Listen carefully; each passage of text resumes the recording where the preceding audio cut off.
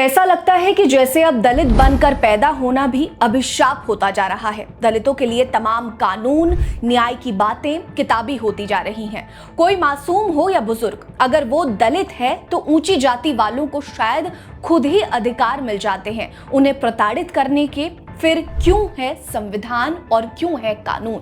ये सोचने वाली बात है।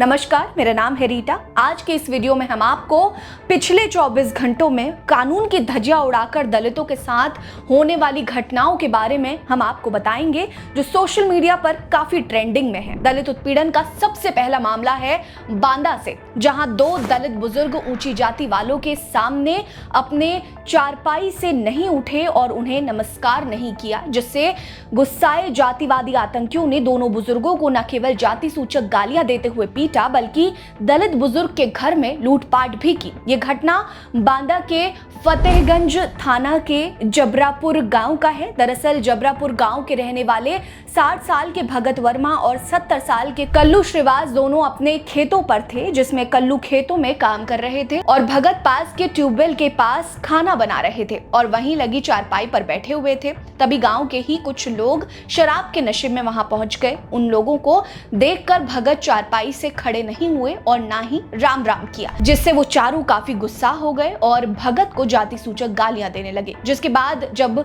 कल्लू ने बीच बचाव किया तो चारों आरोपियों ने दोनों को बुरी तरह से पीटा और उनके साथ लूटपाट भी की। पुलिस इस मामले को दर्ज करके इसकी छानबीन शुरू कर दी है। चारों में से एक आरोपी की पहचान राकेश के रूप में हुई है। थानाध्यक्ष राम किशोर ने बताया कि पीड़ितों के मुताबिक वो दस्यू गैंग के लोग थे, लेकिन ये बात गलत है। हालांकि चारों आरोपियों के खिलाफ बीएनएस की धाराओं समेत SC/ST एक्ट के तहत मामला दर्ज करके उनकी तलाश शुरू हो गई है। दलितों से जुड़ी अगली खबर यूपी के ही आगरा से है, जहां 16 साल बाद एक दलित बच्चे की ही के मामले में पीड़ित परिवार को न्याय मिला है। आगरा की स्पेशल SC/ST कोर्ट में 35 साल के आरोपी कुमार सिंह को आजीवन कारावास की सजा सुनाई है। साथ ही 13,000 रुपयों का जुर्माना भी लगाया है। यह घटना साल 2009 में मथुरा में घटी थी। 14 साल की दलित बच्ची जब पानी लेने के लिए सार्वजनिक नल पर गई थी तो आरोपी ने उस पर जाति सूचक बातें कहते हुए दुर्व्यवहार किया था, लेकिन दलित बच्ची ने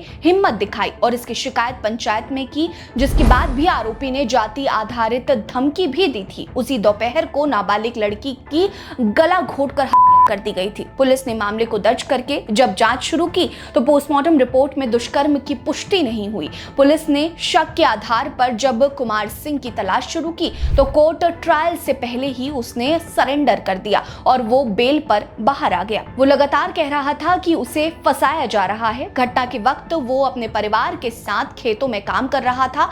दलित लड़की को उसी के परिवार ने मारा है, लेकिन कोर्ट ने गवाहों और सबूतों के आधार पर कुमार को दोषी ठहराया और उसे आखिरकार 16 साल बाद सजा सुनाई गई है। दलितों से जुड़ी अगली खबर बिहार से है, जहां बिहार में आगामी विधानसभा चुनाव से पहले आरजेडी के पूर्व नेता और पूर्व दलित CM जीतन राम मांझी ने लालू प्रसाद यादव को दलित विरोधी मानसिकता वाला कहा है। एक तरफ सभी पार्टियां दलित वोट बैंक बढ़ाने में लगी हुई हैं, तो ऐसे में मांझी ने खुलासा किया कि केवल दलित होने के कारण उन्हें CM पद से जबरन हटवा दिया गया था। लालू यादव खुद 35 विधायकों के साथ राज्यपाल के पास गए थे ताकि वो मुझे CM पद से नीचे कर सकें। बताते चलें कि केंद्रीय मंत्री जीतन राम मांझी चुनावी यात्रा के लिए गया जी के दौरे पर गए थे, जहां उन्होंने खुलासा किया कि उनके CM बनने से सबसे ज्यादा नाखुश लालू प्रसाद यादव ही थे। मांझी ने तेजस्वी यादव की चुनावी हथकंडों को लेकर भी उन पर वार करते हुए कहा कि ये आरजेडी ही थी जिन्होंने दलितों को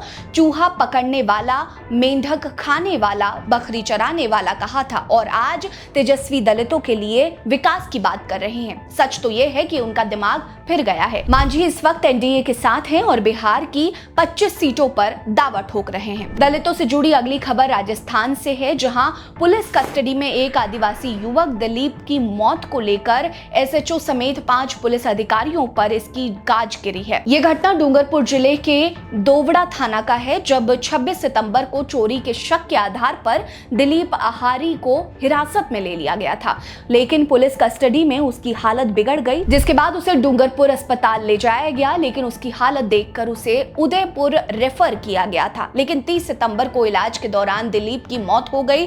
दिलीप की मौत पर उसके परिवार वाले धरने पर बैठ गए। आदिवासी समाज और पीड़ित परिवार ने आरोप लगाया कि पुलिस के टॉर्चर के कारण उनके बच्चे की जान गई है। धरना प्रदर्शन के बाद आसपुर विधायक उमेश मीणा और बीएपी सांसद राजकुमार रोत ने इस मामले में हस्तक्षेप किया और पीड़ित परिवार को 27.50 लाख रुपए का मुआवजा भी दिया और साथ ही मृतक के पिता जीवराज आहारी को टेडी हॉस्टल में पोर्ट क्लास कर्मचारी के रूप में नौकरी भी दी गई है। इसी के साथ दोवड़ा थानाधिकारी तेजकरण सिंह, हेड कांस्टेबल वल्लभ राम पाटीदार समेत 5 पुलिसकर्मी को निलंबित कर दिया गया है। फिलहाल पीड़ित परिवार मृतक के अंतिम संस्कार के लिए तैयार हो गया है और साथ ही इस मामले की जांच भी शुरू हो गई है। दलितों से जुड़ी अगली खबर यूपी के हरदोई से है, जहां करीब 2 सालों से गुमशुदा दलित महिला की का मामला सामने आया है। इतना ही नहीं, इस मामले में लव जिहाद जैसे संगीन मुद्दा भी सामने आया है।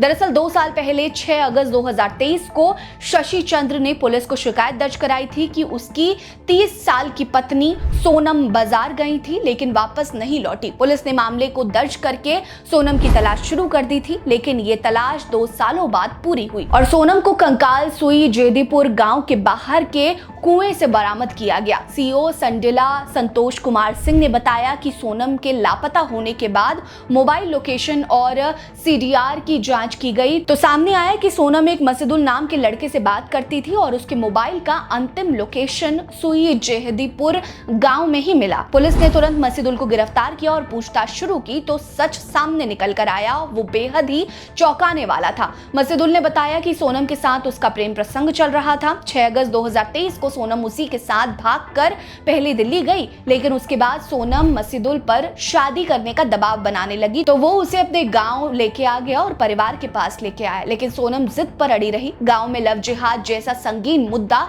सबके सामने ना आ जाए, इसीलिए मसीदुल, उसके भाई समीदुल, पिता अयूब और मां नसीमुन ने साथ मिलकर सोनम की पहले की और फिर उसे गांव के बाहर सूखे कुएं में फेंक कर उस पर मिट्टी डाल दी। पुलिस ने अयूब और समीदुल को गिरफ्तार कर लिया है, लेकिन मसीदुल और उसकी मां नसीमुन अभी भी फरार चल रहे हैं। पुलिस उनकी तलाश कर रही है। दलित उत्पीड़न से जुड़ी इन खबरों पर आपकी क्या राय है, कमेंट सेक्शन में हमें जरूर बताएं। वीडियो को लाइक करना मत भूलिएगा। चैनल को जरूर सब्सक्राइब करिए। हमारे साथ बने रहिए। नमस्कार।